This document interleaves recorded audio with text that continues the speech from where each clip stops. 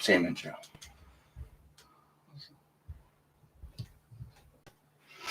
All right. Good evening, everybody. This is Relatively Thinking with your host, Cody. And I'm Sean. Today we're not going to do the normal 5 fascinating facts. Today we're just going to share one cool fact about current matters, and then we're going to get into a big topic. Exciting one. So today's topic is Atlantis. It's a little bit more difficult to obviously share some facts of Atlantis. So we are just going to do a little bit of a change in format. We're going to do a fast fact each, talk about it a little bit, and then kind of get into, the main point of the programming. So without further ado, Sean, if you want to go ahead with yours. Sure. This is a small fact, but it just kind of makes you, a little bit more realization about kind of space. I guess I'm kind of like a fanatic for that stuff. But so there was a meteorite that was crashed, discovered by scientists from the 1960s, and so there's a process what they do to break down and test the materials of the meteorite, date it back, whatnot.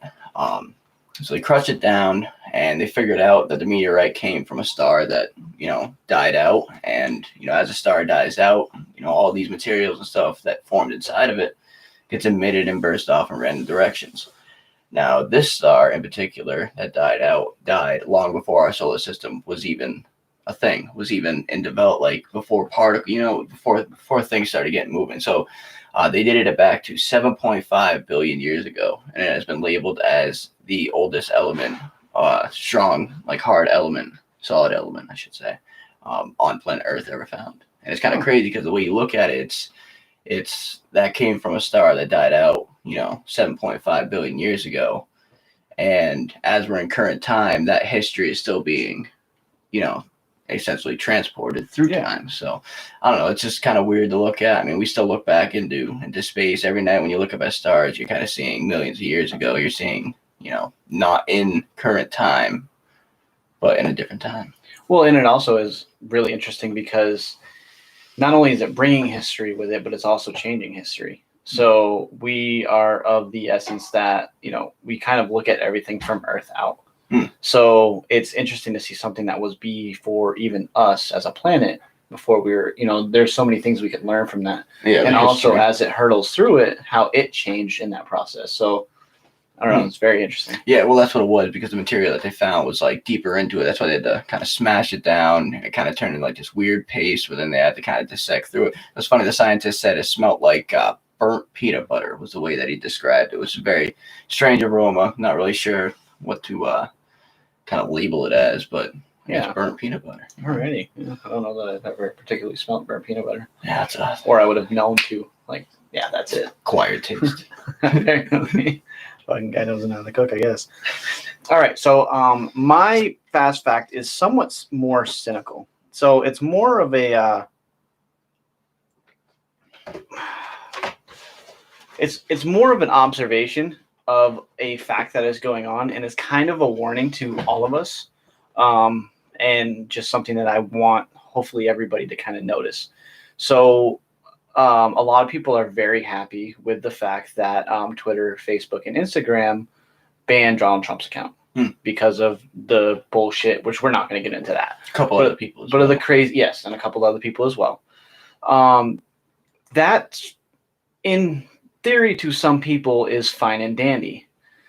The problem is that we have over time constantly wondered if these Silicon Valley companies like Facebook, Instagram is owned by Facebook, Twitter, and all of these companies that are directly involved with social media are not or are too powerful because there's no oversights of it. You're supposed to have freedom of speech to an extent, but technically they're not, allowing that, especially with the ads and everything as well. It's pretty rather biased. Yeah, and they're biased with a lot of things, which, that's a different category in its own. But the moment that they're allowed to censor people completely because of who they are, that will bring us down a dangerous and slippery slope of manipulation in the future. This isn't like tomorrow future. This is like 5 years from now. 10 years from now. Takes away the freedom of speech. It's like, hey, you can't say that. So we're just going to be, or what they say is like, you can't say that. So we're going to strip away your right to speech, right to relay a message. Or to the point of it becomes that powerhouse of you need to live by Facebook's rules in order to say what Facebook wants you to say, or to say what you want to say, you have to grease this pocket, or to do is a whole lot of bad things that can succumb to. It's almost like promoting a form of promotion without getting paid. Yeah.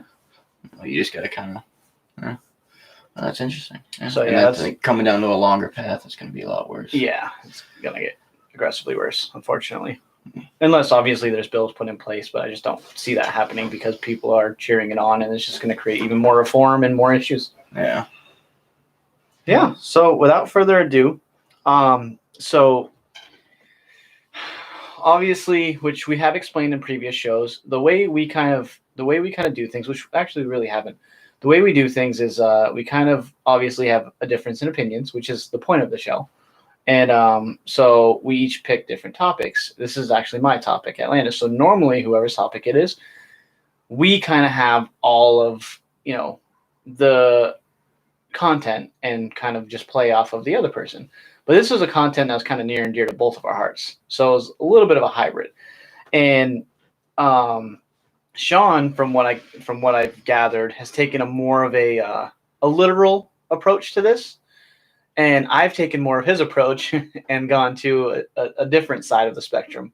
So I want to start with Sean's because that's where most people are going to understand and know, and it will help paint the story of mine instead of going into mine and then becoming literal. Yeah. So let me refer to the notebook here.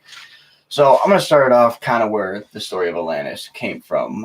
What became, like, how did this like come out of nowhere? A lot of people say Plato's what is that? Timaeus and Critias. Timaeus, Critias. I couldn't tell you how to say it. The two books. Well, yeah, two Greek books. So it was around 600 BC. Now, a man by the name of Solon from Greece, he ventured off, went to Egypt to go talk with this Egyptian priest. Now, with this Egyptian priest, Plato didn't confirm it in the book. But what was kind of believed is that this guy's name was Sauntius of Sais, and the city that he was kind of running stuff in was called Sais. So he went off, visited this guy, and this guy told him of this great conflict with Athens and a powerhouse, Atlantis, and this happened 9,000 years before 600 BC. So now that we're looking at it, it's like 12,000 years ago, just about. So 1,000 years before 6,000 BC? 600 BC. 600. Okay, wow. Yeah. Yeah. So then, journey a little bit further, which is actually, I wanted to bring that up too. That's kind of crazy. I didn't know 600 BC, this Greek guy is going to go and chit chat with these Egyptian priests, which I thought was, the communication between two different countries was rather civil. Well, to an extent. So, not to attempt to bring religion into this because this is one that a lot of them don't agree upon. But from the time in the Bible that Jesus disappears to the time that he comes back when he's 30, it's like 13 to 30. There's nothing about him. The theory is that he traveled through like all those lands and met with multiple priests and monks and he trained in a lot of their ways and learned a lot of their things. Again, this isn't verified. You can hate me all you fucking want to, Christians and all that. But came up with his own route. But that's the theory of how he was able to create a lot of the miracles that he created is because he learned everything from all those areas. So it would be Egyptian, Tibetan monks. So it would have been that whole corridor. So it does kind of make sense because that would have been fairly close to that time. Yeah. 600 years isn't that close, but it's still within. Yeah. Because he came after that. Mm-hmm. So, flash forward, turns out that Egyptian priests believed that Atlantis got too powerful. They became too greedy. They lost kind of all wealth of morals. And, the Greek gods, the deities, just kind of sent shockwave earthquakes, floods, and everything, just to destroy, greed and all that, which they also refer to as Plato's way of saying, like, hey, greed's going to come through and kill all civilization. You can't be run by greed, which some civilizations prove wrong. Well, not really. We destroy ourselves. Yeah. So fast forward, Solon, kind of relays the message of like, hey, there was this once crazy thing we don't know about. This guy from Egypt, they got the history on this. And then Plateau goes off, and this is where you say he wrote the book about it, whether or not he, misinterpreted it or he just kind of made it like his own type of verse. That's kind of how it came up, which is kind of like a small chain going up there. Went from a priest to this guy to that guy, and then forward on. Yeah. And then around 360 BC. So this was, about 240 years after the whole Egyptian priest thing. This guy, I'm not really good with pronouncing the names, but Herodotus, the father of Herodotus. History. Yeah, Herodotus. So he's a father of history. He was known for his vivid and detailed, explanation of history.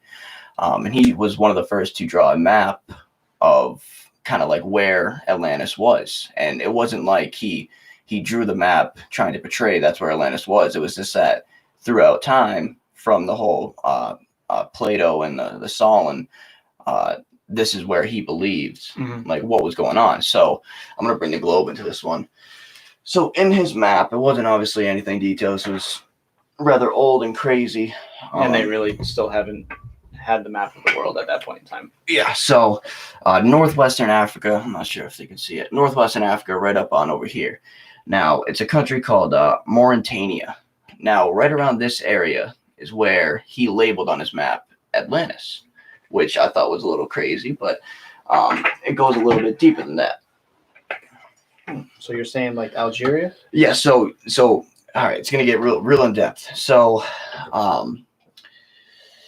Atlantis, Poseidon's son. He had many sons. His firstborn, Atlas, was the ruler of Atlantis. His 10 other brothers ruled the smaller province throughout Atlantis, and he obviously ran the king shit, which is a little bit strange because Mauritania, back in the day, it covered a little bit more area, and this is where the Atlas Mountains are right here. And the first ever king of Mauritania, his name was Atlas. So inside of Mauritania, nowadays, they have something called the Eye of Africa, or it's called the Rakat. Now, this is like a strange formation. So, like, obviously, the Sahara Desert, big thing of sand is kind of, it hides a lot of stuff. There's a lot of shit buried in it. Yeah. And it was up until, I think it was like 25 years ago. So, probably like around the late 90s.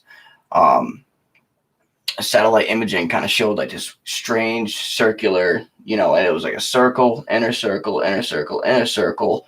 And it was just like a rather strange thing. So, the theory is that was where Atlantis was. They measured it out. It was supposed to be about like 23 kilometers, which is what Plato's, recognition of how big Atlantis was. So it was roughly the same size. It had the same amount of rings. It was the same setup where it would be, land, water, canals. It was a great port town.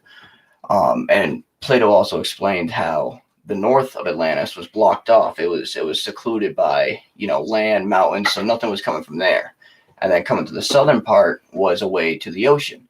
Now, if you go onto Google Maps, you take a look at where this Eye of Africa is, you can see there's, these very, very large, like, I wouldn't say like a mountain range, but almost like cliffs blocking over from the Eye of Africa. And then coming towards the bottom of the Eye of Africa, you can almost see it's just like a trail, like almost like old riverbeds you'd see on like Mars or something like that, like something crazy. It just kind of led off into the ocean, which I thought that was just kind of like, if there was a place for it to be, that'd be something. And then to get even deeper, some scientists kind of showed where the water levels at that point would be.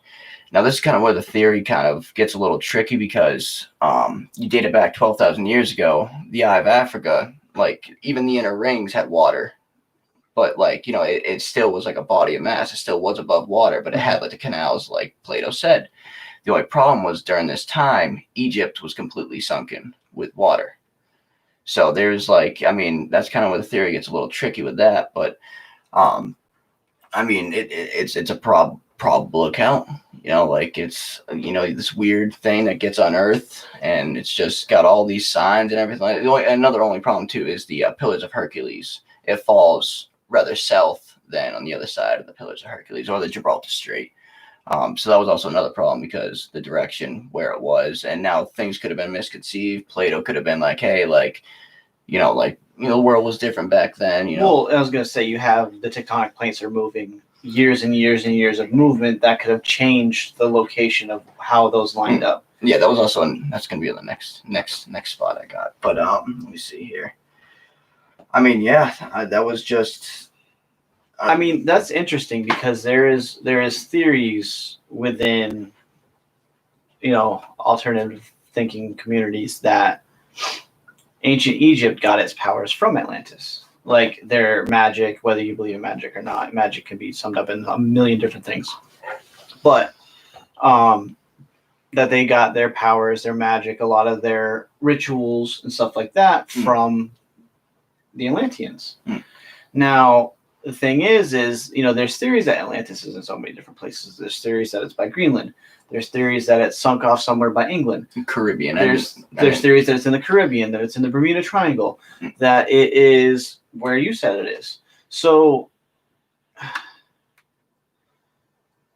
yours, in theory, in order for them to have that relationship with the Egyptians makes the most sense in that aspect. Now, obviously, there's tit for tat in every single one of them of why they could and couldn't be.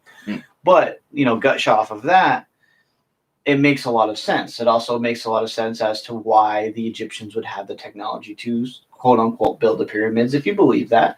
Again, it's just all these are speculation, but it does make more sense because Atlanteans were supposed to be the most technologically advanced civilizations that ever lived on this planet, and that's including us, where we are now. Because again, we still can't even fucking build a pyramid. So I mean, ideally, I followed this theory for a while, and I got so in depth with it, I was just kind of like, it's a little so the scientific point of view, it doesn't add up because then if you look at where it was supposed to be, or where Plato depicted it was where it was supposed to be, you got to look at some of those things, some of those features, I guess. Say, and another thing I forgot to bring into play too. So, not too many people have visited this Eye of Africa. Not too many people have, walked around and been able to study it. I mean, it's the Sahara. It's a dangerous place to go. But people that have, there is strange. I wouldn't say weaponry, but there's strange woodworking, stonework. There's some strange shit there.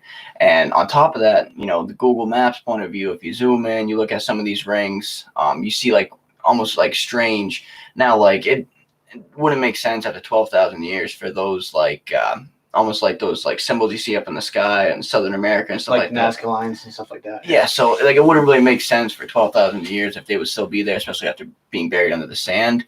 But one of the most intriguing ones, it was two triangles, and right there you got mathematics, geometry. Geometry, yeah. So there was two triangles on one of the outer rings, almost kind of where the waterway began to head out towards the ocean on either side. Now there was two triangles sitting there. It was an outline, and then you move deeper in, and dead center where it was supposed to be the capital. That's where Atlas himself was at. There's kind of a foundation look to a pyramid, or not a pyramid, a palace or some type of structure at least. Yeah, Coliseum or building or something. Yeah, they were very forward with a palace for Mark, but it could have been anything. It could not have been anything at all either. But yeah, that was it's pretty interesting. I like that theory. I actually now after this I kind of want to dive into it more just because I don't know. It just in a lot of mythical and metaphysical thought process and thinking is that that could be an interesting path to travel. Yeah, like I said, they got some of the physical stuff, I mean it's not all there. It's just kind of trying to match it up, trying to pinpoint exactly, in that time period, what did this look like? What would that look like? Who knows? Maybe some things were moved, and the Gibraltar Strait may have been, there's factors that may come into play, but it's a little bit more far out. It hasn't been dove into depth just quite yet. Oh, that's interesting. All right, what else you got? Frisland. That would probably be the next one, which I was actually just watching a little bit more deeper into it. So Frisland, again, with the Plato version or not the version, but what Plato said, where Atlantis, there was some type of terrain blocking it from the north, so nothing was coming from the north. And then it was just, big port, lavish town beyond the Hercules pillars of Hercules. So this place called Frisland, it shows up in many early maps, and specifically it was a map of Frisland. It was never like a map of like Ireland or something. And it's like, what's that weird like little country? It was specifically like this was like a place. It was above ground at some point, which I'm going to dive into Frisland, right underneath Iceland, right next to the United Kingdom, right there. It's a little bit northern from the Gibraltar Strait.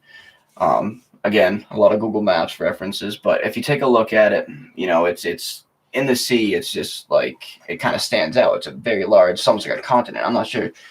You might be able to. Probably not. It's not really topographical. No, but so you're in this. Yeah, in that general. Yeah. So it's a little bit northern Spain, nowadays Spain.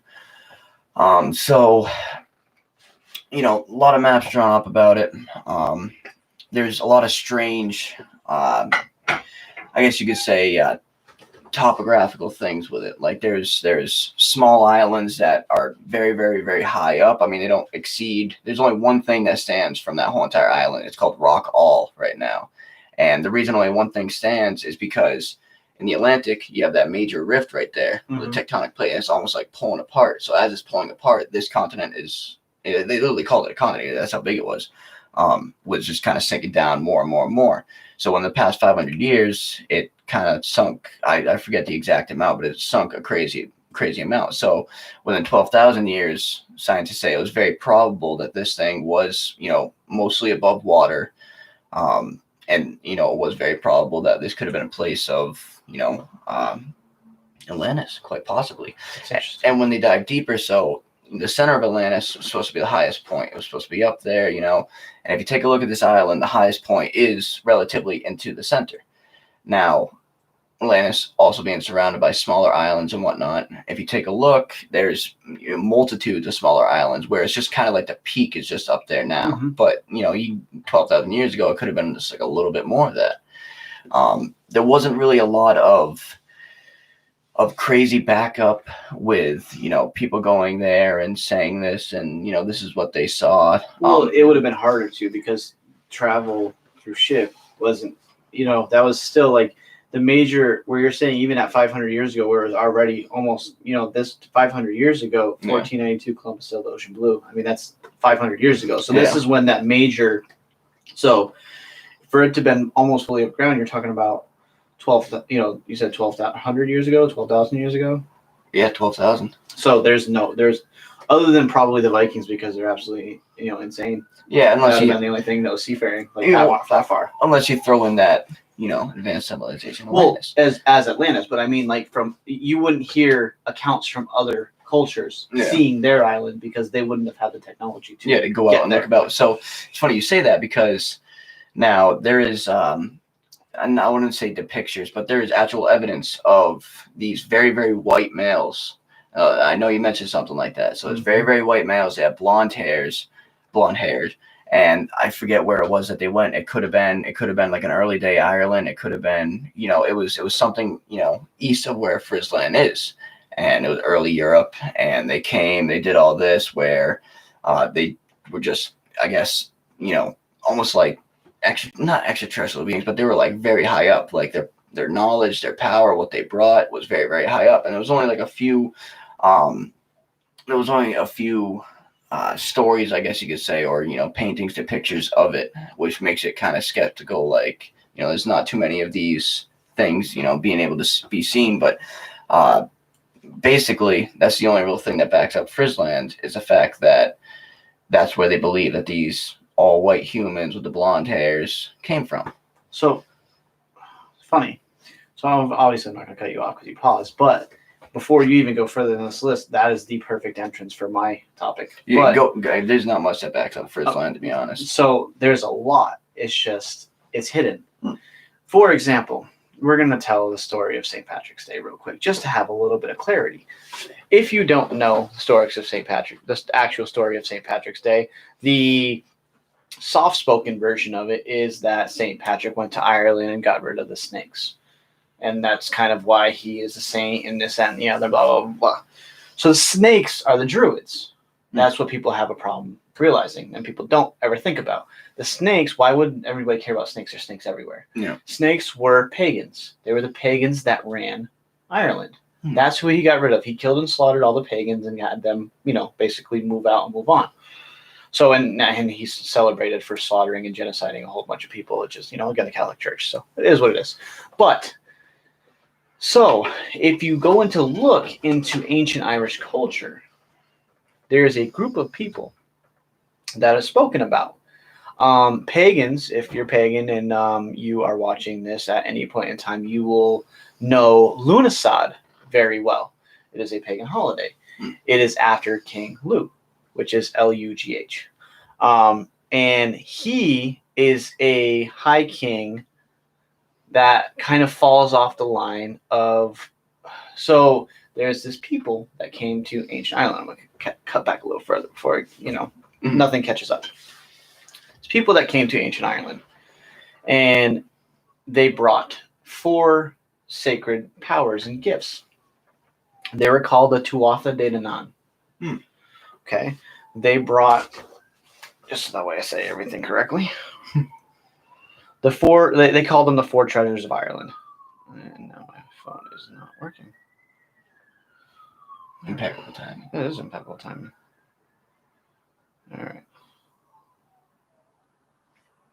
All right, there we go. So, they brought the 4 treasures. So one of them was Dagda's cauldron. Interesting, witchcraft cauldron. It's crazy how that works. The other one is the Spear of Lugh. Again, King Lugh, Lughnasadh, very, very prominent. You can say holiday, but, for the pagans. Then you have the Stone of Fall. And then you have the Sword of Light. So the Sword of Light is a particular one for me. I've done a lot of research on. I'm not going to go too much into that one, but that one's something I've been interested in for a long time. There's a lot of potential common grounds with Excalibur. Yeah, I was going to say that. Yeah, this is potential breedings because, again, if you look at Excalibur, Merlin was what? Well, he's supposed to be like a wizard. He was a druid. Yeah. Oh. Yeah, he was a wizard. He was a druid. A sorcerer, whatever the Catholic Church want to call him. He was a druid. He believed in magic and practiced magic, and they allowed that to come through for Excalibur. But where would he have came from, or his lineage came from? So anyway, so these were all given by the Tuatha De Danann. Now, they were called. They weren't fallen angels. They weren't gods, but they still had powers. They were much stronger than everybody else. They were much more intelligent. They shared with their wealth. Almost as if they knew that something was going to happen to their land and they wanted it to continue further. I almost feel like that's where like the white story they had, I think that's almost exactly where it was like the last of their kind, or actually where the I'm going to show you a of picture of the Tuatha De Danann. You got the sword. Yeah. Obviously you have the Irish one there. Yeah. But and I don't know how good the camera's going to get it. We're going to get better on this. We bought a projector. It's just not working properly. So anyways, I'll link it down afterwards because obviously this is live, so it won't have a live link. They are all white. White is white. The whitest thing in the picture. They are. And then most of them have blonde hair. You have one that has brown hair, but I think that is a depiction of the Irish kings. So there is this huge theory that they are almost like one of the biggest factors to modern day paganism in a way, because they were kind of the first to affect and brought actual mystical artifacts that actually had power. I mean, I don't want to get them wrong, which is the only reason why I'm reading them off. So we'll go through like some of the things that these things were supposed to do.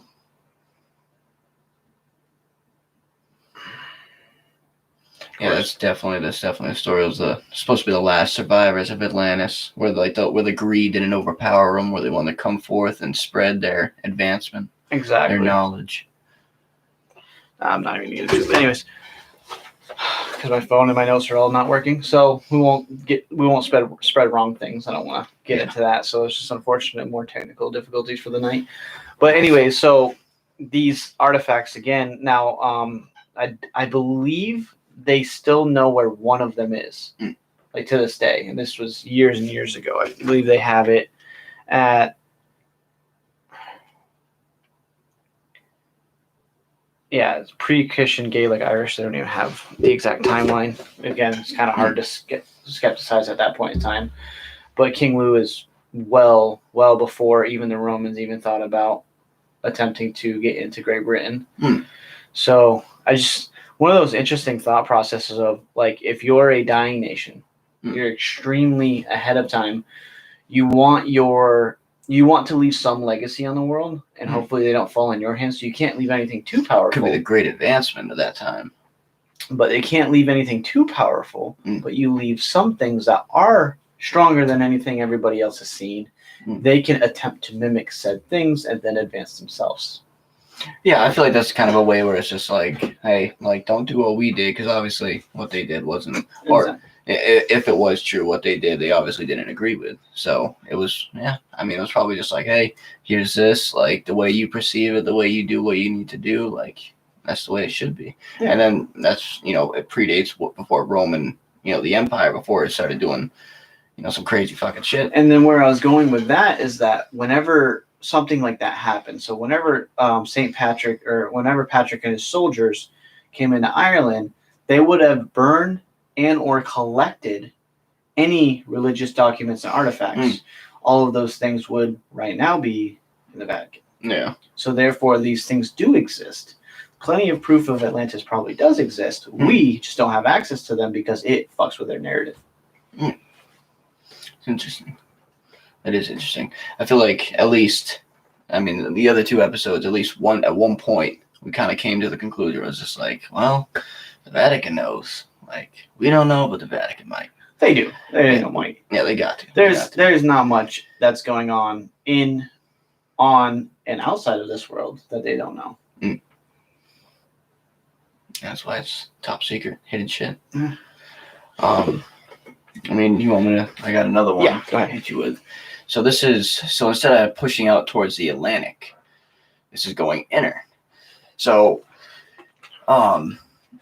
another quick fact I wanted to throw in, because when I talked about my theories earlier, Atlantis upset the deities and they got wiped out by earthquakes, great floods, one after another, bang, bang, bang. Scientists have actually calculated 2 back then, and that was coming out of, so this is where the Frizzland kind of dies out as well, because in this time period, Frizzland would have been frozen over, which would have, because I forget what they call it, the young dross, it was coming out of an ice age. So what they said was that, there was some type of, and Plato says it as well, as a cataclysmic. Yeah, there you go. Cataclysmic event that wiped it out. So if you go on the other side. No, just devil's advocate before you get too far. If they're an advanced civilization, they'd be able to combat an ice age. Yeah.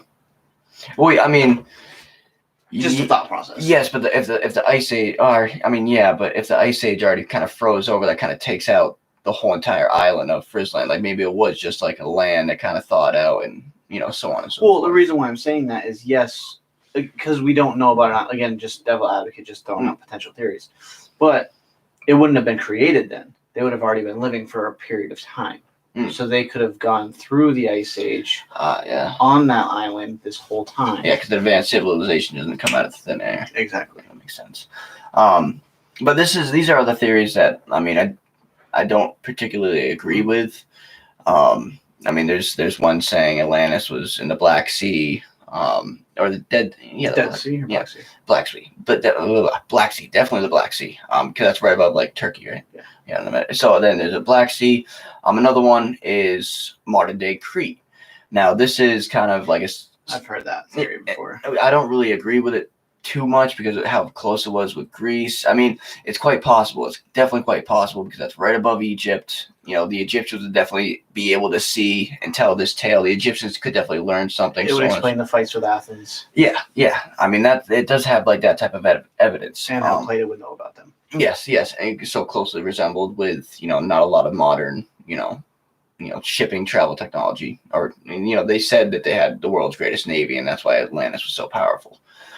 So anyways, Crete, what we know as modern day Crete, it's actually just below Greece. If you go a little bit above Greece, there is, I don't want to say like an archipelago, but there is it's a place that I've always wanted to go to. It's really strange because when I heard this, I was just like, damn, like for the longest time, my vacation spot always wanted to been there. Santorini, Greece. Mm-hmm. So at Santorini, Greece, it is kind of slowly coming apart. So it's just almost like a circle, kind of opens up a little bit on the inside. It's been exposed a little bit more recently, but is an active volcano.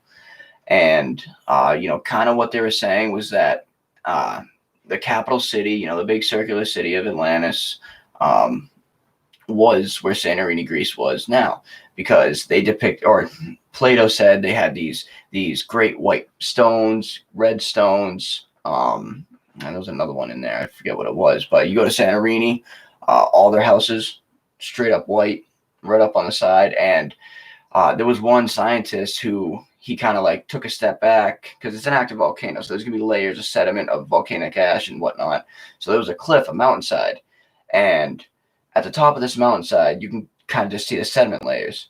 So there was one sediment layer that did date back to around the time of, the Atlantis, and it was just straight up a white sediment layer. And just below that was a red sediment layer. Now, obviously, the time frame might differ, but they say that the volcano just kind of went off, destroyed them. And also Crete was also involved as like another city. I mean, they say that whole entire, because there's a lot of islands in there, they say that whole entire kind of land was, much more risen up and, like a more of a civilized state. Funny thing about Crete too is Crete is where ancient Greece they believe that's where the Minotaur's lair was Crete. Yeah, that's why I've always loved the island Crete. It's always been like a like the mythical. So also another thing, Atlantis was supposed to have unworldly creatures. That was another big thing that they had. All of like these species never been seen before. It was just like it was a utopia, which now gets misconstrued with a utopia as something completely different because of some dude in like 1880 that wrote a book. But yeah, it was supposed to essentially just be everything the world wasn't at the time, I guess, until it got ran over by greed. And who's to say that Plato just wasn't trying to relay a message? But if you think about it, if he wasn't, then you have to take a literal perspective to all the other shit that he was talking about. And he went deep. This guy went deep. Like Atlas, you thought Atlas was deep, or Atlantis was deep. He was talking about this other crazy stuff about the cosmos. He was talking about like Plato was serious. We still use and utilize a lot of his work to this day. Yeah, thousands of years later. Yeah, and we look at it as like as a lesson though, and we look at it as. What's your favorite character on Dragon Ball Z? Come on, man, that's Goku hentai. It's not even close. But yeah, I forgot where I was going. But yeah, I don't know. I mean, I don't really support that one because it was supposed to lie past Hercules pillars, and like you think about that, you think about some dude back then 600 BC, or Plato was a little bit more like 500, possibly 475 BC. And you just kind of like lies beyond the great pillars of Hercules. And it's just like, if looking at the Gibraltar Strait, they already know what's going on in that Mediterranean. They're already running shit. They're already doing what they got to do. Unless obviously it was at Crete. But Atlantis was just supposed to be like that other world, stretching out past those pillars, like going on. And that's where I like to kind of think of it as, Yeah, but what's their... So the problem with past those pillars is that's so open. Yeah. Because past that pillars to the right, past the pillars to the left. Yeah, because it literally just opens up just like that. You go to the right, now you're in the Ireland area. You go to the left, now you're in the African area. Yeah, and see, that's kind of where, the Eye of Africa, because it did come out, it was like a little bit more south. But you think, though, the ports that you're talking about, the entrance to those ports may be past the pillars. Because you have to think, they're not thinking of land like we think of, where you could just go through, or an airplane. They have to go to the pass of least travel. If they're traveling by ship through that, they're going to have to travel by ship in. So that would be something interesting to look at a topographical map of the rivers that potentially go into there. Because if there's a river system that goes into there that hits outside of the Gibraltar Strait, it could even be right here that draws in. Then it's still correct at that point. Yeah, and there was one other thing that I forgot to bring up, because Mauritania, it used to just, I believe it was just, I'm not going to say Maury. The people were called Maury, but it wasn't always just right here. It was where the Atlas Mountains stretch across right here. Which makes more sense, because they're not going to want to, like this, like here where Friesland is, that's a far travel, but it's not a huge travel, because where they're traveling from, in Greece, to get to there, to get to the strait, that's already a pretty long ways. So either way is not a far stretch. But you also got to think too, 12,000 years ago, there could have been rising currents. Maybe the pillars were different. Maybe the pillars looked, maybe the pillars were altered. Maybe it wasn't just like the Gibraltar Strait the way it is now. I mean, that's kind of, I feel like that's the way the theories depict it. It's like, oh, this is here now. But it's like, if you bring up the sea level a little bit, if you kind of take a look at some of the things that kind of eroded away. Or bring it down. If you want to be a little bit more, because we've had more ice caps melt, so therefore the sea levels would have come up. So now bring it down, which would have made them look more like pillars than they look like today. Much more monumental structures. Yeah, then who's to say? I mean, if off the coast, maybe Mauritania, like off the coast, Well, it doesn't even necessarily need to be off the coast. If there is a river that goes deep into the coast, to that, that's all that matters. That was also another thing too with Friesland. I think you were the one that brought that up. The erosion, it looked like the river's going into. Exactly. So if you, I don't know, again, we plan on bringing it up, but again, we'll put another link down. The Plato's depiction of Atlantis, of what it looked like, the map that he drew. Obviously, he was no cartographer, but it was a rudimentary map, and it was basically kind of what you would expect maybe like a 15-year-old to do of the United States. A non-artistically gifted 15-year-old to do the United States off the top of their head. Uneducated. It's gonna have basically everything, probably the thumb of florida and the finger of Massachusetts, but it's not gonna be like exact of the coastline and so on and so forth. So the funniest thing about the map, though, is the way it's drawn is one of the biggest misconceptions of the map. Because when you're looking at it up and down, America's on the right and Africa's on the left. So you're actually looking at it from the North Pole down, whereas when we're taught to look at maps, it's from the South Pole up. Which is rather strange if you think about it. Now, I can understand if it was just like... Yeah, I really can't understand, because like that point of perspective is just like... You want to look at everything heavenly. It was about the gods and the deities. Why not look from the top down? Well, no, I get that, but it's like... Oh, okay. I was trying to look at it like whoever was drawing that map. Like, I was putting my position as if we are in Massachusetts now. I'm going to draw Europe, over on the right-hand side. Whereas, like, if he was in Europe, like, it wouldn't be on the right-hand side for America. But if they were looking down from the North Pole, where that Atlantis was flipped over to where Friesland would be nowadays, or it was, that makes total fucking sense. Yeah, because everything was about the gods. And it even shows it, too. I was kind of blinded by that. It literally even shows that little part of Africa right there. Damn. I didn't think about it like that. So when you look at that, if you look, so there's you use Google Maps, you can use whatever. If you go just off the southwest coast of Ireland, there is a mass inside the water that looks almost identical to that picture. It would be congruent if you put that picture on top of it. Yeah, it would. I mean, you literally, like, if you would have put it on, a light underneath it, you could trace it almost. And in the middle of it, there is obviously a lot more erosion in the mass, which looks like a river and looks like a port, like to the city and so on and so forth. It's just very eerie how close it is. And it would make sense because what you were saying, as with Frisland, of why it sank. Yeah. Yeah, and the only part that's kind of fucked up is like Atlantis was supposed to have, many, freshwater, or not freshwater, saltwater rivers, but they also had those freshwater wells, which is crazy because it was supposed to be surrounded by saltwater. Yeah, but that's not, so that seems crazy, but it's not as crazy because you think of like a spring. Well, not only that, but like, so in Tampa, Hillsborough, as the Gulf bleeds into the Hillsborough River, it goes from salt to brackish to fresh. Same body of water. Yeah, it's getting ran through this, Earth's materials, sediments, and whatnot, and cleaning itself out, essentially. Yeah, so, I mean, it's definitely doable. The other thing I was thinking of, so, you were talking about all these circles of different waters and canals and such and so forth. Another thing I was thinking of in that process is, let's say they are alive during the Ice Age. If you're heating up different layers of water, you're going to keep yourself protected. Yeah. You're using different layers so that way as the frost gets closer, so on, you add more. It's different. It's, I don't know. It's just a thought.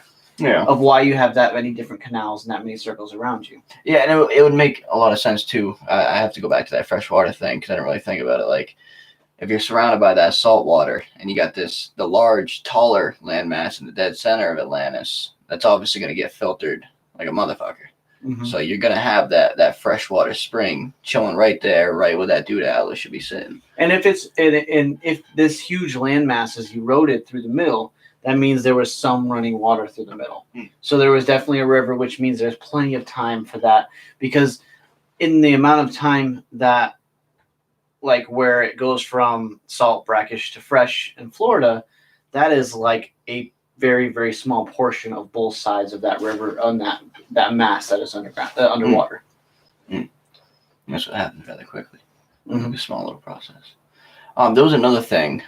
I didn't really want to dive into drugs or anything, but one of the leading, I would like to say leading, because his theories are Graham Hancock. You ever heard of him? So Graham Hancock, he's like this older guy, and he's rather notorious for, instead of taking like a learning aspect out of what ancient people would say, instead of being like, oh wow, that's wisdom right there, and not taking it to a literal point, he takes it to a literal point, and he's well known for taking ayahuasca, and him and a few of his scientific partners have been, rather very forward about, you become one with the universe, you learn a past, you learn a history, you learn about something that we wouldn't ever know. Yeah. And I mean, if you think about that, I mean, like, it doesn't sound so far off, because I mean, there's nothing out there right now that's factually telling us like, hey, there was a civilization, because chances are it could be underwater, it could be somewhere, nobody. Something like Pompeii could have happened, and then it went underwater, and now there's literally no sign of any of it. There's so many possibilities. And I enjoyed, I don't know, because of the way Graham Hancock put it. He was on with Joe Rogan and stuff. I don't believe he talked about Atlantis, but it's just like, you can't void out that theory. You can't void out the theory of, if there was like that great ancient civilization where they are, like what they did to the Irish, where they're bringing all this stuff, and you got to think they were at least some type of powerful, whether it be, mentally evolved to be able to, like, I don't know. Mentally, physically. I mean, you have to think that if you're an advanced civilization, it comes with so many more things than what people initially think of. It's not just flying. It's not just all these things. You're going to be more advanced with your food. With your agriculture, with your purification processes, so your bodies are going to be healthier. You're going to be more, in tune with everything else. Yeah, so sewage runoff, that was a big thing as well. So they're going to be healthier as well.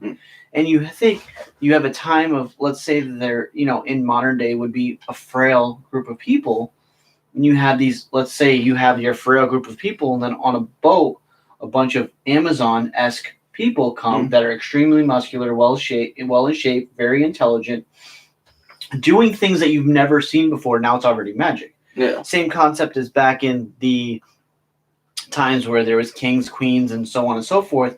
Sorcerers were just scientists that knew a little bit more. Magicians were people who were able to take certain spices and make something taste good, and make something do this and do that. Those were spells. Those witches were people who could cook really well. It was There's- just something unexpected or seen at the time. and something that they couldn't wrap their mind around, that couldn't make sense to them. All that had been is science this whole time. Yeah. And we just have this problem, taking our beliefs in the fucking square that was chiseled into us as a fucking child in these bullshit schools and think outside the box. Yeah, I wanted to bring this up as well because what they say is the three types of the extraterrestrials. So the lizard Suicide. Yeah, so the lizard people, they believe there's lizard people. Now, if you look in Central America, running up Texas, Arizona, and like the desert place in Nevada, New Mexico primarily, running down into South America, there's a lot of ancient tales of these lizard people running down into the caves, and there's even like these great monuments of like serpents and all this stuff that are, scales and all this. And you look at your skin, this is where I kind of got a little deep into it, right? You look at your skin real close and you kind of see like, it almost, after like so long, it, could have been scales if it was like enlarged, whatnot. And then you had the grays, the typical stereotypical grays, where it's just like a plain old body, big ass head, black eyes. And then the third were kind of like the Nordics. They were the all white race with the blonde hair that was ridiculously evolved. Now this one kind of, the lizard one hit me just because it was just like, damn, yeah, it looked like I got scales. But then you look at it and it's like the Nordics. Yeah.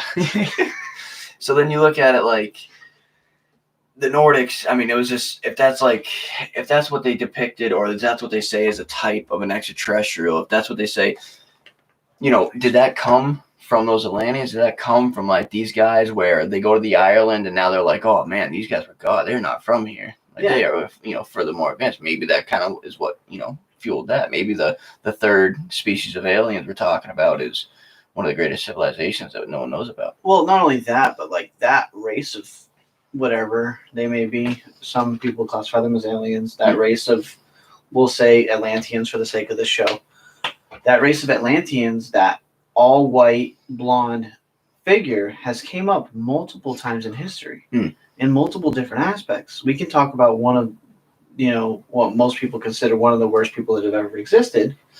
Hitler tried to create a race of them. Yeah. Why did he try to create a race of them? And there's also ties in with him to the like extraterrestrials real hard. And as well as the thought process and the theory that Antarctica is home to either of them, potentially the Atlanteans that survived, and or your side of it, potentially extraterrestrials or so on and so forth, which is why Hitler was trying to get down there so bad. And then that goes into the whole Admiral Byrd situation where he went down there and there was flying objects well before flying objects should have been existing, and he got fucked up and his whole Navy got fucked up and he came back with his tail between his legs.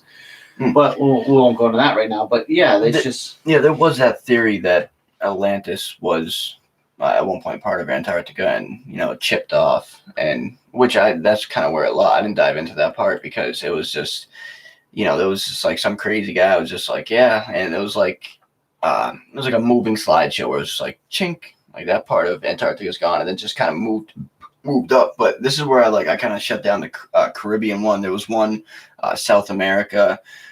There's also one, I believe it's India, somewhere like below India in the Indian Ocean, where they believe also Atlantis was. But it just seems rather far-fetched to say that if so in the Caribbean, the Bahamas, this advanced civilization, regardless how advanced they are, they made that long ass trip, essentially like 3,000 miles overseas because they knew they were like, oh, these Greek motherfuckers doing some crazy, like we gonna fuck them up. Like that's where it kind of threw me off. That's where I felt like it was far fetched. Now we don't really know exactly how far away it was. So I have another theory for you. Okay, let's say, just some tying in some things that we talked about today. Let's say, for the sake of this argument, for the theory that I'm creating, Frizzland is it. Let's say Frizzland was Atlantis. Okay. If Frizzland was Atlantis, that means they had to survive through an ice age. Yeah. Correct? Okay. You realize that your island is going down. Okay. You realize you're way too advanced to let your shit out into the regular world with all these fucking idiots. For the most part, right? You also want to save your race, but you also don't want this to happen again. So you're going to attempt to move your race somewhere to allow the world to catch up to you. And then hopefully by that time you can help the world basically prevent it from doing what you did. Where would you hide? Yeah, overrun yourself. Well, it's already answered. Unknown territory, essentially. Unknown territory, extremely difficult for humans to get to, and you've already proven you can survive in it. Antarctica. If you survive through an ice age, Antarctica ain't shit. Well, see, that's where like human history just doesn't tell us enough, because, or maybe it did tell us enough, and we just kind of don't put the pieces together. Yeah, so I don't know. That's what they say is, 2,000 years. You get, AD. The beginning of AD, and it's supposed to be 10,000 years prior. So they would have to have at least had the knowledge to be able to, not choreograph. Well, Columbus. You said it earlier. Like the maps. Oh, cartographer. Cartographer. Yeah. So like cartographer. Yeah. There would be no way. Or history tells us that there shouldn't be a single way where a civilization back then. Who tells that history? This is true. And how much has it been altered to get to what it's being displayed as now? That's very true. It's very true. That kind of leaves it at a fucking hole. No, it doesn't. It doesn't leave it as a hole. It leaves it with openings, and I think that's a problem with a lot of the world, is that we look at them as dead ends instead of looking for what could be through. So again, in this theory, that aligns so well. Like, think about it strategically. You're a race and you want to get away. Now, there's been multiple. Why is everybody going after Antarctica? Why still is so much of Antarctica not tracked? Why don't we touch a lot of it? Why do we stay away from it? It's not from the bitter cold, because we go deep in the ocean. We go in space. You can't tell me that Antarctica is colder than fucking space. That's what it's. Well, besides the sea, it's the most like space. So, wow, this is So, if they did decide, so let's just say they were not from this planet. Let's just say they were an advanced civilization that like came here and they kind of fucked themselves over. So they, kind of put forward something to kind of help mankind throughout. Then they're like, their country's going to shit. They're like, all right, Ireland, here's some of this stuff. We're just going to kind of let you guys continue on and do whatever you guys need to. They go to Antarctica, right? So, as of right now, there's a lot of theories. There's a lot of like strange images you see, satellite images of Antarctica, where there's, like these, it's just like the Sahara, the snow blows and like more things get unearthed every single day. Now, Google Maps, Google Earth, a lot of like satellite imaging, even with NASA, there was, I believe it was like a 20 mile by 10 mile, no, by 5 mile, 20 by 5 mile chunk of Antarctica. It was like not dead center, but it was very close to the center of it, and it was just completely whited out. It's always been. Yeah, and it's been like that since we've had satellite imaging. Exactly, the exposure to it. There's also great, canyons. There's also weird circular objects, and then furthermore, tracks. As the snow gets pushed away, it almost looks like a pyramid type shape. So then, if you bring it down deeper, say they are the UFO, they're extraterrestrials, right? They gave the Egyptians the knowledge and power. Maybe the Egyptians just kind of started from there, because there's a lot of like godly space stuff that comes from Egyptian culture. So what if they are like, hey, do this, you guys make these 3 great pyramids for us, right? And what if they went off, spread the word? You go to South America, you see some of them dudes spread the word. I mean, that's like going a little bit far fetched, but if they did go down to Antarctica and these like images are true, and you kind of like take a far out approach to it, I bet you a little bit more research, some dots will align there. Well, yeah, and then I don't know, I just got like other thought processes too, because we have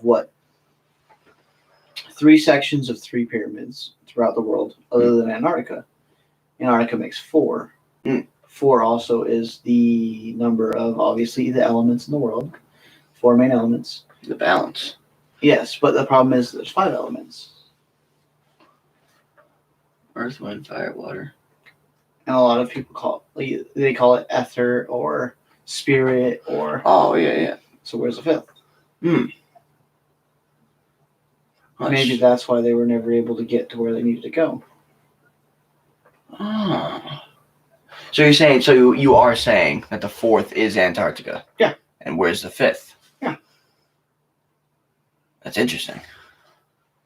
That's interesting. And I mean, overall, it could be so.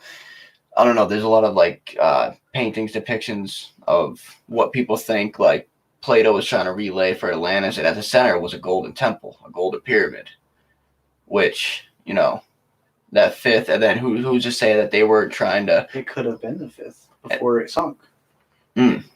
Or what if it didn't sink? What if they just what if it was? Now this is just getting crazy far out, but like, that's the point. Yeah, I said it last episode. Like the pyramids, the tips of the pyramids, or anything like the whole Mount Olympus potentially being a UFO. Yeah. So what if that fifth pyramid, that spirit, the ether, just rose up and got up out of there, and that force just like Atlantis was gone. Got another one for you. What if Atlantis was the fourth? Antarctica was the fifth that they were creating, and Atlantis was sunk before. Before the completion, or at least before things could be aligned and have a purpose. Then you put it in the world, and that shows pretty close to a damn pentagram. That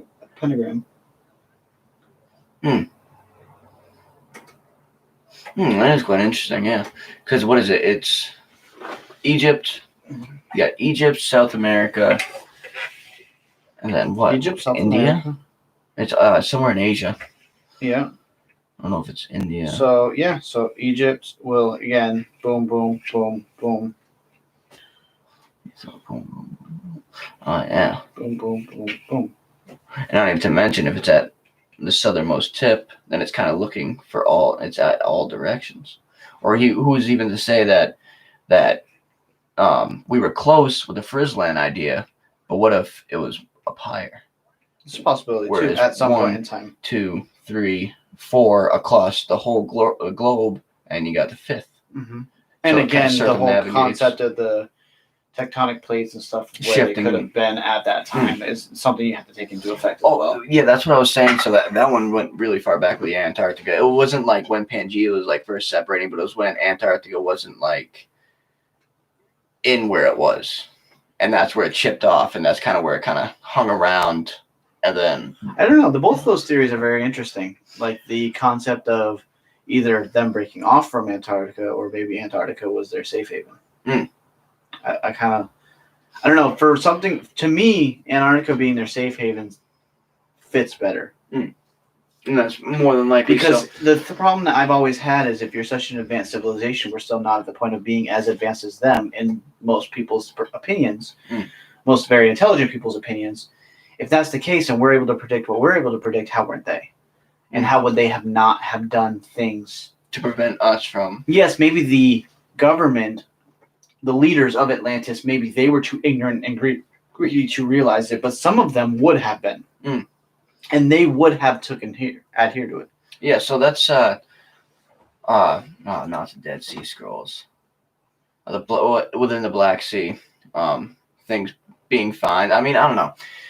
Basically, what I was getting at is like if you do have like those rebellious towards the government type people, you always have rebellion. Yes, yeah, exactly. So there has to be at least, and this is kind of leading right back to the Vatican. There has to be at least some type of evidence or something. There hasn't been something left behind, which maybe it was just that was what it was. Maybe these rebellious people were just like, hey, like I'm gonna go tell these Egyptians before we get the fuck up out of here. Like they need to know, and like hey, and then maybe they did the same exact thing like they did with the Irish, where they're like different factions. See, that's interesting because if you pinpoint, or not pinpoint, but if you look at Atlantis and you look at a lot of like these theories, they're pretty responsible for a very large amount of upbringing. Now, I'm not sure the way, so that's a little bit weird too as well. The Sphinx dates back 25,000 years, 24,000 years. Recent studies showed because of water erosion around the bottom half of the Sphinx. So this is where maybe the Eye of Africa was correct. Maybe Egypt wasn't fully like underwater, but maybe at least it was a prosperous place that did have some type of water where they built the Sphinx to look off. And yeah, I would definitely love to get at least, we need a fucking map. Like I know we got that up there now. We need a map, fucking tax, you know what I'm saying? See where the Sphinx points, see where like things kind of align. I think once we get to like our room, that's definitely something that we'll go let one or something. Yeah, be something dope. But yeah, I mean, if you look at it though, like if Atlantis was a thing, there was a lot of advancements. There's a lot of things that happened in that time period for those specific. I mean, I always thought it was just like, oh, there was a crazy advancement. UFO or extraterrestrials had something to do with it. But then if you take an Atlantis theory, then that's. I mean, that seems more. So what about other theories? Okay, so and I'm honestly not doing this for the fact of shitting on them because I do believe in the Ark of the Covenant. But what if the Ark of the Covenant came from there? Mm. What if it originated in, as we know it, as Egypt? What if one of those sects brought it to Egypt? Now what? Now I know the Ark of the Covenant is supposed to be like the chest, gold chest, or actually that's not correct, is it?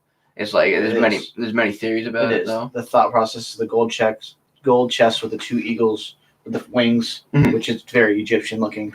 Now what? Yeah. Now what? And solid gold is a very but that goes through all countries. What was it supposed to hold? What was it supposed to? Was it supposed to be like essentially get to the advancement? Something from God, yeah. I see, that's rather interesting as well. Now I don't know. Yeah, like I was saying, I always thought it was like UFOs came for the advancement. Atlantis. If you put that, I mean, this is where the stats come in that I was telling you about earlier, because we've uncovered. So we believe there's hundreds of sunken cities all across the world. We've uncovered 73 of them. Up until the late 1970s or 80s, there was a very ancient one in the Mediterranean that was thought to be lore, myths. It was just in there, and people literally people determined it as, hey, this place was this. It's supposed to be essentially what they think Atlantis is, a message. Don't do this. You got to run yourself dry. And then in the 1970s, some dude found that. And that's kind of where people, then they start taking the turn as in like, oh, everything from the past was legitimate. But they started to kind of, and that's where I feel like there was a lot of like those crazy theories that started to come out. People weren't just listening to what the government was telling them. They're like, hey, like you guys said this, but this guy just found that. You know what I'm saying? And then I know, are you sure the Library of Alexandria, that's not no. What? The Library of Alexandria, that was never found? Parts of it have been found, but they claim that most of it is still out there, which realistically just means the Catholic Church sold it. Yeah. But would it just divide up and then like the waves took it away? Well, I mean, obviously there would be some destruction. Yeah. Like there'd be things that would disappear in that process. I feel it's more it will get buried. I mean, you're not gonna be able to drain the sea like the fucking History Channel does, but like I don't know, like literally what I'm saying though is we think there's hundreds. We found like 73 notable ones. I think it was like 31 in the Mediterranean alone. So if you take that approach, like it's much easier to believe that there was an advanced civilization because our history dates back thousands of years, like every other week. Yeah, these fucking people have no idea how many years they go. Like they keep, we were wrong. We were wrong. And then they break which into is fine. That's the Amazon point of science. But like, that's where I feel like the issue of the way we teach our kids is this is it, not as it. But that's not science. Yeah, it's jumping to a conclusion. Yeah, science is it's fact until proven otherwise, and then prove otherwise, but then update the proven otherwise. Don't just leave it that way for fucking 20 years because you're too cheap to change textbooks. I don't even think it's that. I think it's just like too worrisome about changing it. So it's like, well, I don't know. It's the concept of you don't want. If you change it consistently, kids will assume that you don't know what you're talking about, and then it becomes rebellion. I was thinking of it more of as a way as like, I don't know, if you keep changing it, you got to listen to all these discoveries and all this. I feel like it just becomes biased. Like I'm not sure the way other countries learn, but in America, it is biased. Yeah, very much so, because they're almost they're creating a foundation for how you're going to learn. Well, they're also creating a foundation for how you're going to listen. It's not how you learn; it's how you listen, because that's all they give a shit. Is you listening. Yeah. Listen to what I tell you. This is what happened. And this is what you need to do. You can't believe otherwise. Exactly the same reason why history tests are. What did the book say? What were you taught? Not what did you learn on your own? I should have hated paragraph this, line this. Like, what the fuck does this mean? I'm like, I don't everything in the box. That's it. Yeah. Fuck. That went way fucking huge. I mean, yeah, Atlantis, dude. I mean, that's only like if it's a physical place. We haven't even gotten. I don't want to get into anything. No, this is definitely a good good ending point. But this is still a beginning point. Yeah, no kidding. There's definitely like we talked about. I don't know if this is correct. Like, because we did talk about the 4 different genres of what Atlantis could be. Did you dive into any of that? No. So basically, there's a lot of different theories. Like you get the island. There was one where it was, a message. That one was, kind of stupid. But there was also one where Atlantis was, I don't even know. It was like some people said it was a weapon. Some people, there was a lot of different like crazy ass theories that can go into it. A lot of people said that Atlantis could have been, and that's where you get into the spaceship. That's where you get into, all these other crazy ass shit, which is definitely more to come. Because I mean, if fucking one genre went like this, an easy hour, I can only imagine what a fucking top left. Yeah. Oh yeah. Hour and 10 minutes. Yeah, I can only imagine, where the other ones are gonna go. Yeah. I mean. Oh yeah, it'll definitely get a little bit deeper, and also like there's a good little caveat to throw in here.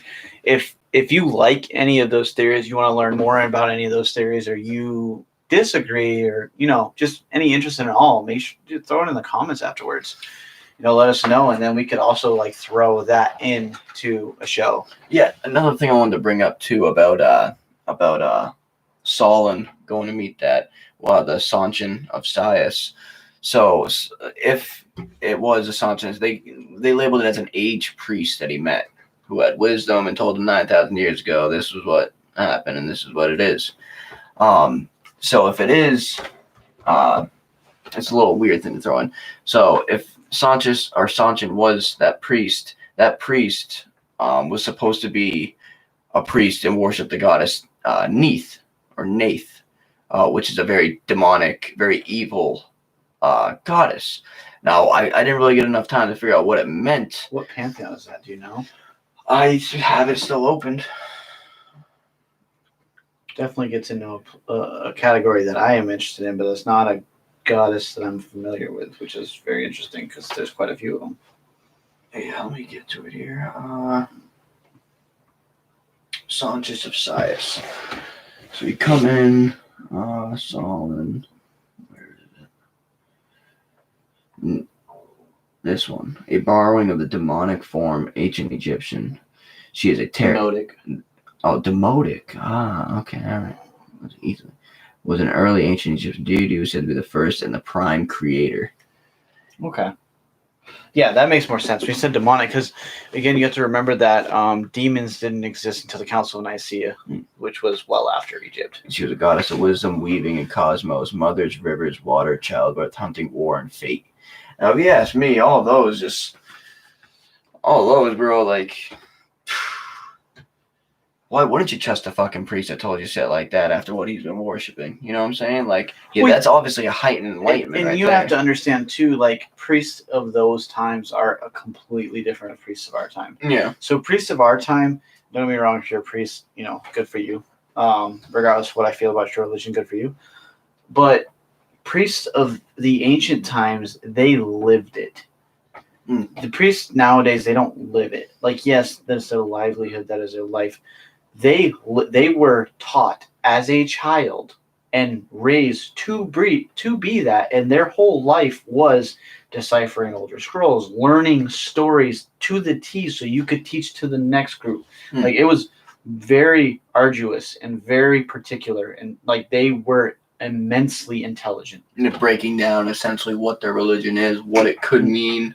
Not even like just to the point of knowing everything that their predecessors known, and then still picking up what's going on in their life. They're basic because a lot of people didn't write, they didn't read, they didn't only certain select few had the ability to do that. Yeah. So how do stories get passed down? Well, how do we know tradition? A lot of it comes from those ancient nobles. priests. Yeah, that's where that. And what they do is that they have to make sure that they are accurate to the T to make sure that it is not misconstrued. It's definitely not the same as like the social tower they had in Europe and whatnot, but essentially, yeah, you get the king, and then you bring down with the nobles, the people, and those are the ones, the higher ups that actually have the ability. They do learn. They were given the right to be educated, and which is also rather shitty. I mean, it's not shitty. It's kind of what you would expect for the time, but especially that time because your kings and your rulers were intelligent, but they were not. They wouldn't be considered intelligent in this day and time. I don't care what anyone says. No, because we're a bunch of scheming motherfuckers. So They were intelligent, but they were also intelligent to the fact that they did not want their subjects to be smarter than them. They did not want them to have the upper hand, because if they had the upper hand, then they understood what they were doing to them. And a lot of them were corrupt. You give men power, men will corrupt it. Now, there are always patsies. There are always different people that don't. There are always, there's people that are just above and beyond. There's amazing people that do the right thing. But on a whole, you give power to man, it becomes corrupt. Yeah.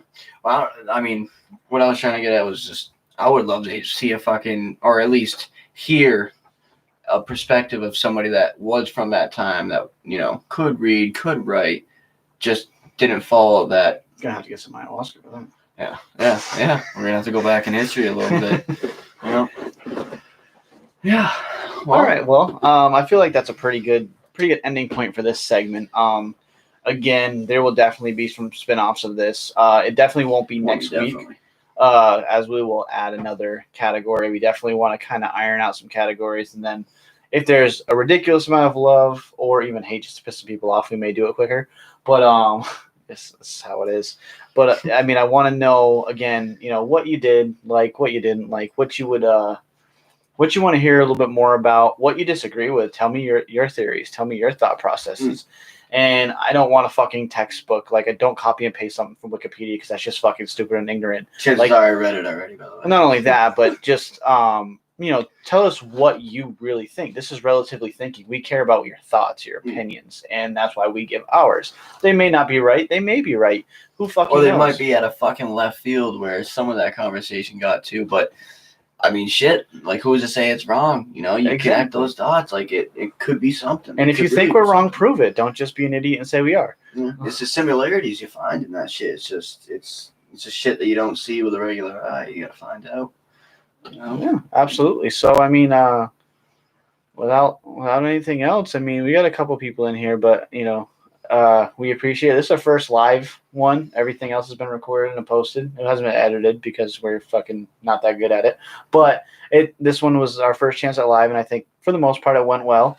Definitely more to come. Definitely more to come, and we will probably throw some Q&A sections in there when we're actually on schedule with the people that we said we were going to be, instead of having, our house almost blow up and all that shit. Yeah. Another time. But other than that, without any ado, that's a good night for me. Yes, sir. I'm Sean. And I'm Cody. This was another episode of Relatively Thinking. Y'all have a good night.